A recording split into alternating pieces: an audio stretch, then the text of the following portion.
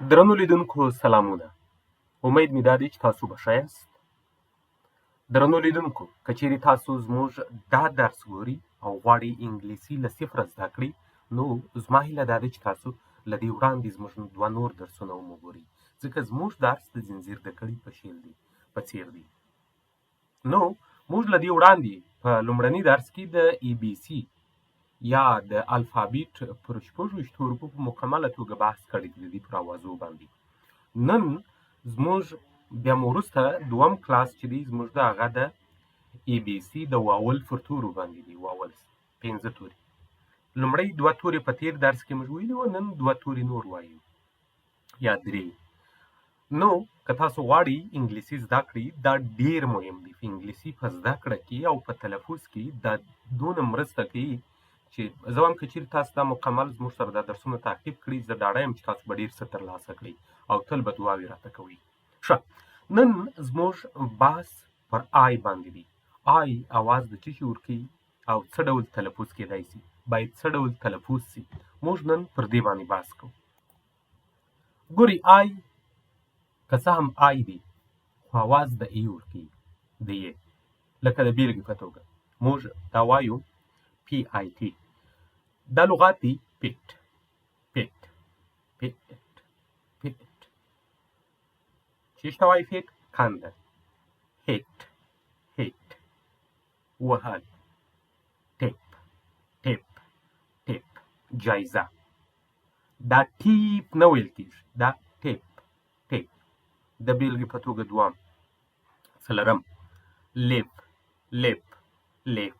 شونډه شونډې لیپ شونډې. نیکسټ وان کیټ کیټ ماشوم. نیکسټ وان زیپ زیپ زنځیر. نیکسټ وان بیل بیل بیل ګولۍ. نیکسټ وان وین وین ګټونکی. شاباس، تاسو دا سره تکرار کړئ او زه چې څنګه وایم تاسې هماغه ما سره په هغه ډول تکراروئ، تر څو ستاسو ژبه ورباندې پخه سي. بیا یې تکراروو.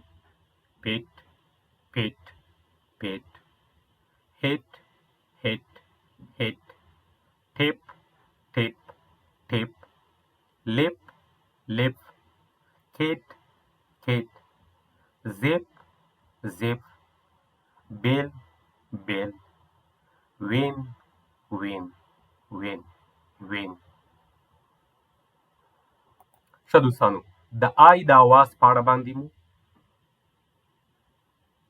معلومات ترلاسه کړئ چې دی څه ډول تلفظ کیږي او څه ډول اواز لري په پښتو ژبه کې. نو تاسو دا بیا هم تکرار کړئ د ځان سره څو ځلې. تکرار ستاسو سره ډېره مرسته کوي، خو که تاسو تکرار نه کوئ ستاسو به هېڅکله ژبه ورباندې وانه وړي. راځو دوهم ته. کیو. اوس وبخښئ دوستانو، دا کیو نه ده، او ده. او دا او ده، زه به دا چینج کړم. او اوس موږ د او پر اواز باندې بحث کوو چې او خپله څه ډول اواز لري. د او اواز چې هم دی په پښتو کې د دې ساوند ا، لکه موږ چې مخکې ای وویل ا ا ا. د دې اواز سر باندې مد لري، مد لرونکي دا ډول دی. ګورئ دوستانو، ا دا او چې د ا اواز دلته ورکوي، دا په نورو ځایو کې بیا بل ډول اواز هم ورکوي. وروسته موږ د پراغه قانون باندې هم بحث کوو، خو دلته موږ د او په اړه باندې نن چې دا د ا اواز ورکوي، د ا ا، نو کوم چې مد لرونکي الف دی د دې په اړه باندې موږ بحث کوو. د بیلګې په توګه دلته موږ مثالونه راخیستي دي. ډاګ ډاګ. ګاټ ماپ. هاټ پاټ. بات ټاپ. ناټ ډاټ. دوستانو تاسو را سره تکراروئ. ډاګ ګاټ ماپ هاټ پاټ بات ټاپ ناټ ډاټ. د هر یو لغات معنا څنګه ته ورسره نوشته په پښتو باندې. زه نه غواړم چې دا ووایم ځکه ویډیو اوږدېږي. نو تاسو دا بیا هم د ځان سره څو ځلې تکرار کړئ. زه څو شېبې درته انتظار کوم. ښه دوستانو، زه ډاډه یم چې تاسو به ډېر تکرار کړي. یو ځل بیا ورته غوږ شئ. ډاک، ګاټ، ماپ، هاټ، پاټ، باټ، ټاپ، ناټ، ډاټ. دا و د او اواز.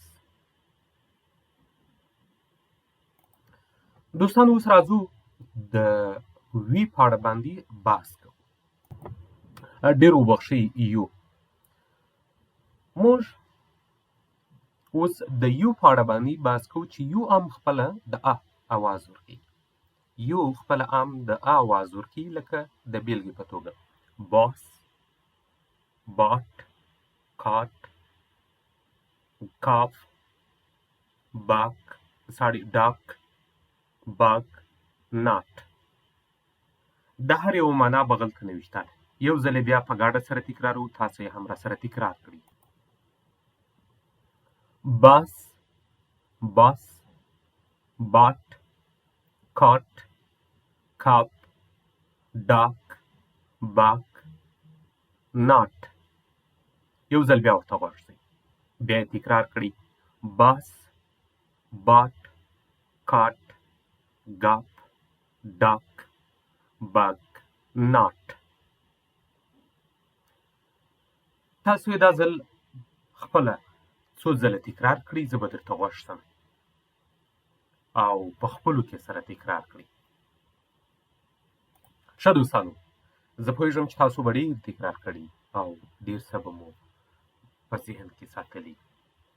نو د دې تکرار ځکه ډېر مهم دی چې باید ستاسو ژبه ورباندې واوړي.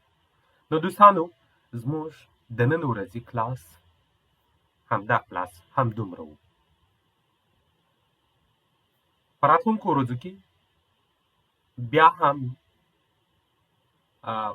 د ای بي سي یا د الفابیت پر نورو تورو باندې بیا هم بحث لرو. پر هر یو حروف باندې کوم چې نورو اوازونه جلا جلا په کوم ځایو کې ورکوي، د اواز قانون چیرې دی، یعنې پر بېلابېلو نورو قوانینو باندې هم بحث کوو. دا هر حروف ځان ته ډېر قوانین لري.